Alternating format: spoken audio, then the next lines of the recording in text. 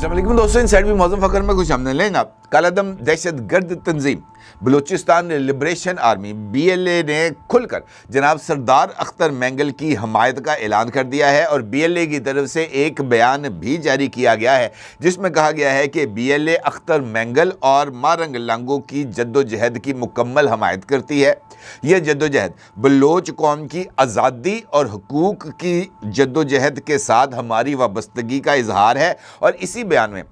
BLA की तरफ से सरदार अख्तर मैंगल के लॉन्ग मार्च पर किसी तरह के भी रियासती फोर्सेस के एक्शन के जवाब में सख्त तरीन रद्द-ए-अमल देने की धमकी भी दी गई है और इस बात का इजहार भी किया गया है BLA की तरफ से कि अगर सरदार अख्तर मैंगल को कोयटा पहुंचने से रोकने की कोशिश की गई या सरदार अख्तर मैंगल के इस लॉन्ग मार्च पर किसी तरह का क्रैकडाउन किया गया तो इतना खौफनाक जवाब दिया जाएगा कि आप माजी की तमाम तर जो वारदातें हैं BLA की तरफ से आप वो भूल जाएंगे। और ये धमकी ना सिर्फ बहुत ज़्यादा अहमियत की हामिल है बल्कि ये इस बात की तरफ अक्कासी करती है कि बलूचिस्तान में इस वक्त जो कुछ हो रहा है वो एक ग्रेटर प्लान का हिस्सा है। और इसकी एक और सबूत भी हमारे सामने उस वक्त आता है जब एक जानिब BLA की तरफ से अख्तर मैंगल की हमायत का ऐलान किया जाता है तो इसी दिन एक दूसरा बयान भी जारी किया जाता है और यह बयान BYC यानी बलोच यकजहती काउंसिल की सरबरा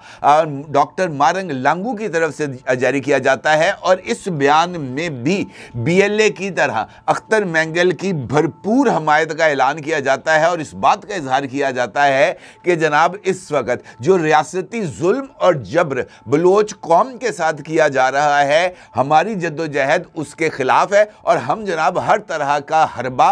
जो है वो उसको नाकाम बनाएंगे और अपनी जद्दोजहद जारी रखेंगे। अब ये बात बहुत ज़्यादा अहमियत की हामिल है कि ख़ास तौर पर एक इंटरनेशनली रिकग्नाइज्ड टेररिस्ट ऑर्गेनाइजेशन जिसका नाम है BLA उसकी तरफ से साबिक वज़ीर आला बलूचिस्तान सरदार अख्तर मैंगल की हमायत का ऐलान करना और जिस वक्त तक मैं ये वीडियो रिकॉर्ड कर रहा हूँ उस वक्त तक सरदार अख्तर मैंगल की तरफ से BLA की इस हमायत से इजहार ला ताल्लुकी का सामने ना आना इनफैक्ट उन तमाम खदशात की तौसीक करता है कि BNP हो या BYC हो या BLA हो ये तमाम के तमाम ही एक ही थाली के चट्टे बट्टे हैं। जब तशद्दुद की ज़रूरत होती है तब BLA सामने आ जाता है और जब सियासी चेहरों को आगे लाकर रियासत के ऊपर इंसानी हकूक़ और सियासी हकूक़ की खिलाफ वर्जियों का इल्ज़ाम आयद किया जाता है तब जनाब ये तमाम पॉलिटिकल चेहरे सामने आ जाते हैं और ये आकर अवामी हकूक़ और रियासती जबर का राग अलापना शुरू कर देते हैं।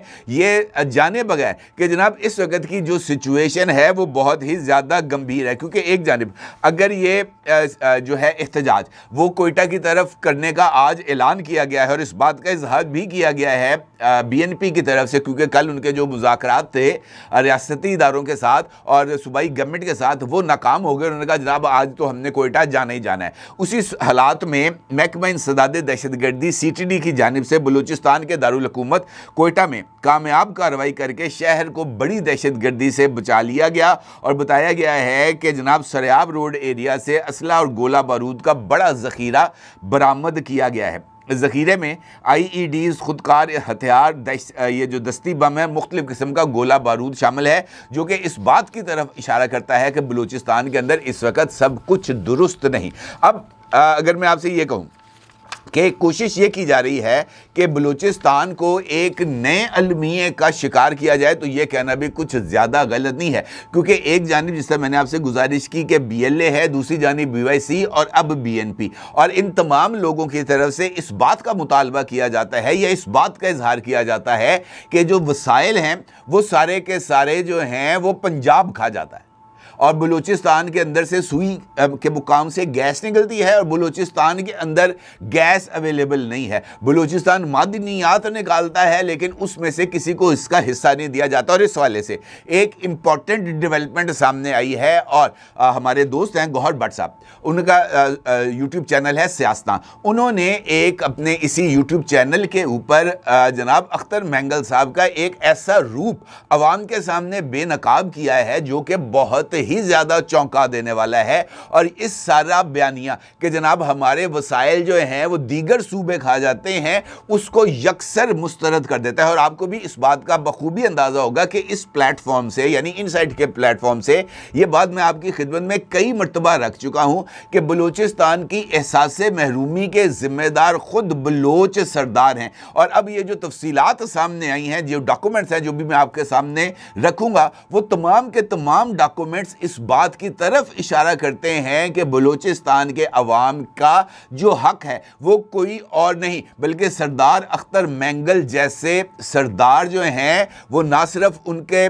हिस्से का जो है वो खा जाते हैं पैसा, बल्कि उस पैसे के बल के ऊपर दुनिया भर में महल्लात खरीदते हैं, दुनिया भर में कारोबार करते हैं और फिर जनाब उस कारोबार के बेस के ऊपर जनाब रियासत पाकिस्तान को आंख दिखाते हैं। ये कुछ डॉक्यूमेंट्स हैं, इसके अंदर जो एसेट्स हैं सरदार अख्तर मैंगल के, वो मैं आपकी खिदमत में पेश करने जा रहा हूं। उसमें से जो पहला डॉक्यूमेंट है वो इस वक्त आप अपनी स्क्रीन पर देख सकते हैं। इस डॉक्यूमेंट में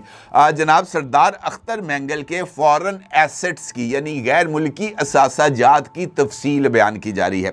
इस तफसीलात के मुताबिक बरतानिया जैसे महंगे और खुशहाल मुल्क के अंदर जनाब अख्तर मैंगल साहब कारोबार करते हैं और वहाँ पर वो एक होटल के मालिक हैं। इसी तरीके से दो जो है वो तिजारती कंपनियाँ, ट्रेडर कंपनीज़ हैं दुबई में, जिसको अख्तर मैंगल साहब होल्ड करते हैं। और इसी तरह दुबई में भी सरदार अख्तर मैंगल साहब का एक होटल है। इसके साथ साथ पाकिस्तान में भी जनाब अख्तर मैंगल साहब की कुछ प्रॉपर्टीज़ की तफसीलात सामने आई हैं, जिनमें diamond mall and residency Islamabad के अंदर एक अपार्टमेंट के मालिक है जनाब अख्तर मैंगल साहब।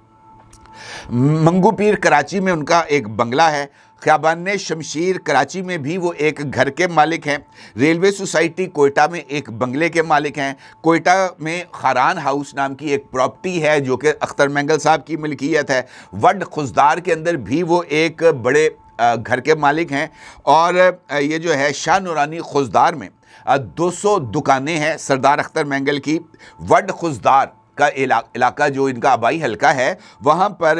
ये जो हैं मुख्तलिफ मार्केट्स और दुकानों के मालिक हैं। खुजदार में ही अख्तर मैंगल साहब का एक और होटल है, जबकि खुजदार में 787 एकड़ अराजी के मालिक हैं जनाब सरदार अख्तर मैंगल साहब। इसके अलावा उनके कुछ और बिजनेसेस हैं जिनको अभी तक उनकी तरफ से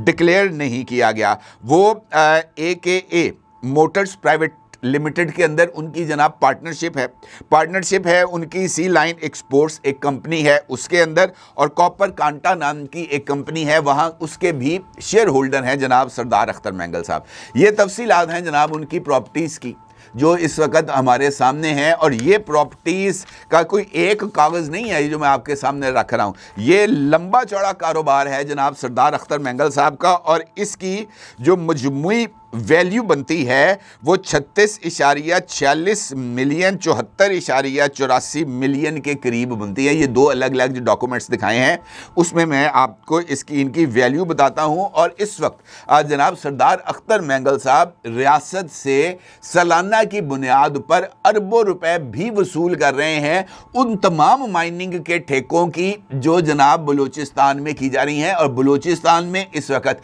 माइनिंग यानी मादनियात को ज़मीन से निकालने का जो सबसे बड़ा कारोबार है वो जनाब सरदार अख्तर मैंगल साहब करते हैं। सरदार अख्तर मैंगल साहब संगे मरमर को भी निकालते हैं और इसके साथ साथ मुख्तलिफ जो कानें हैं कोयले की और दीगर, उसके भी मालिक हैं जनाब सरदार अख्तर मैंगल साहब। इसी तरीके से उनके पास मुख्तलिफ और कारोबार हैं जहाँ पर तांबा निकालने के लिए वो एक राजेश कुमार नाम के बिजनेसमैन हैं, उनके साथ उनका पार्टनर है और उनका नाम है अल्फा रिसोर्सेज कंपनी का नाम है। दूसरे का नाम है शौकत माइनिंग सिंडिकेट, इसमें भी वो क्रोमाइट निकालते हैं, उसकी माइनिंग करते हैं।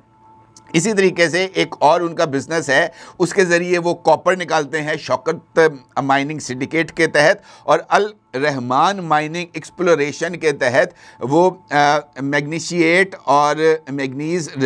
राजेश कुमार के साथ मिलकर निकालते हैं। और जुपिटर मिनरल्स नाम की भी एक कंपनी के मालिक हैं जनाब सरदार अख्तर मैंगल साहब, और ये भी तांबे का बिजनेस करते हैं। ये वो तमाम तफसीलात हैं मेरे पास इस वक्त, जो सरदार अख्तर मैंगल साहब का ये जो उन्होंने इस वक्त जो ड्रामा लगाया हुआ है ना, ये इसको एक्सपोज करने के लिए ये तमाम डॉक्यूमेंट्स बहुत काफ़ी हैं, इसके अंदर किसी तरह की कोई ज़रूरत नहीं। अब इशू क्या है?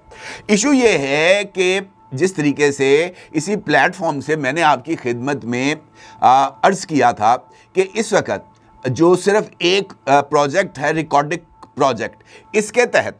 जो सिर्फ बलूचिस्तान के अंदर अगले 15 बरसों के दौरान तकरीबन 860 बिलियन डॉलर, 860 बिलियन डॉलर की नेटवर्थ है सिर्फ एक रिकॉर्डिंग प्रोजेक्ट की। 840 बिलियन डॉलर्स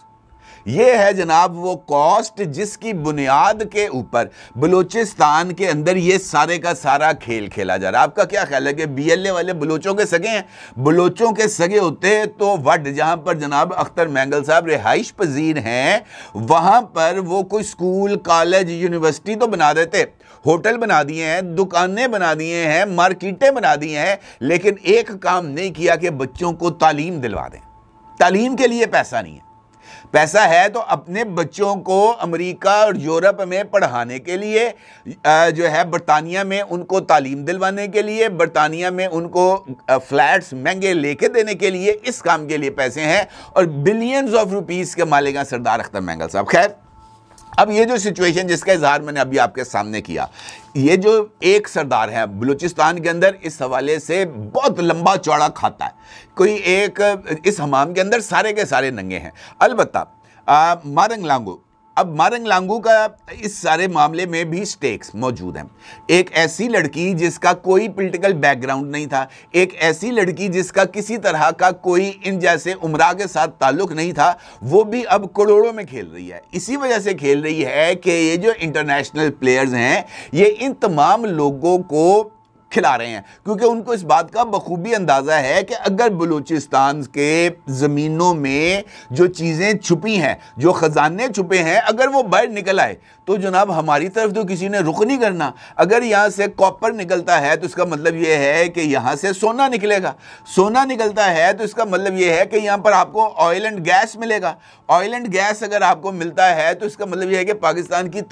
तमाम डिपेंडेंसी जो कि इस वक्त मुख्तलिफ ममालिक के ऊपर मौजूद है, वो डिपेंडेंसी ख़त्म हो जाएगी, वो इन्हिसार ख़त्म हो जाएगा। तो उस इन्हिसार का ख़त्म होने का नतीजा क्या निकलेगा कि पाकिस्तान से जो बिलियंस ऑफ डॉलर्स जाते हैं ऑयल इंपोर्ट के लिए, बिलियंस ऑफ डॉलर जाते हैं वीट इंपोर्ट के लिए, बिलियंस ऑफ डॉलर्स जाते हैं कपड़े, जूते और कॉस्मेटिक्स का सामान इंपोर्ट करने के लिए, वो तमाम का तमाम ख़त्म हो जाएगा। क्योंकि जब पैसे मिल जाएंगे पाकिस्तान को तो ये सारे के सारे बिजनेसेस पाकिस्तान के अंदर भी हो सकते हैं और इस सूरत हाल में उनकी मईशत नुकसान उठाएगी और यही ये मईशत का जो खेल है वो खेला जा रहा है। अब अगर बीएलए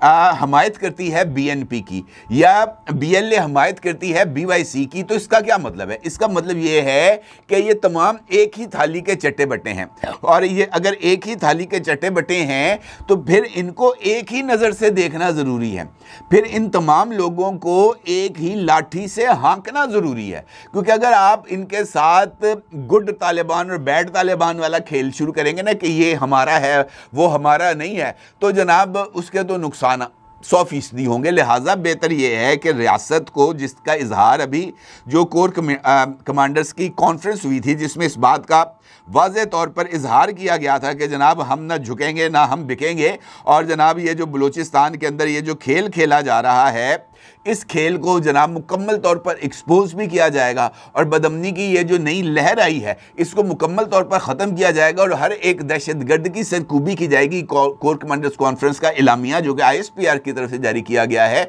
उसमें ये तमाम पॉइंट्स मौजूद हैं। तो मेरा ये ख्याल है कि वक्त आ गया है कि अब कानून नाफिज करने वाले इदारों को फौरी तौर पर हरकत में आना होगा ताकि BLA हो, BYC हो या BNP हो या इन जैसे और भी हों जो पाकिस्तान को अदम इस्तेहकाम का शिकार करना चाहते हैं, उनके मज़मूम मकासद को जो है वो उनके जो अज़ाइम हैं उनको नाकाम बनाया जा सके, और इसके लिए कौमी यकजहती का होना भी बहुत ही ज़्यादा ज़रूरी है। बिल्कुल वैसे ही जैसे बिलावल भुट्टो ज़रदारी साहब ने दो टोक अंदाज के अंदर इस बात का इजहार करते हुए कि पानी के इशू को लेकर उनके वफाक के साथ और वफाकी हुकूमत के साथ बेतहाशा इख्तलाफात मौजूद हैं, लेकिन उनका यह कहना कि अगर कोई पाकिस्तान को जो है वो बुरी नज़र से देखेगा, अगर वो पाकिस्तान को कमज़ोर करने की कोशिश करेगा, या अगर वो पाकिस्तान के अंदर रहकर अलहदगी की तहरीकें चलाएगा, तो उसका सबसे पहला सामना पीपल्स पार्टी और बिलावल के साथ होगा। तमाम तर इख्तलाफात के बावजूद बिलावल का यह कहना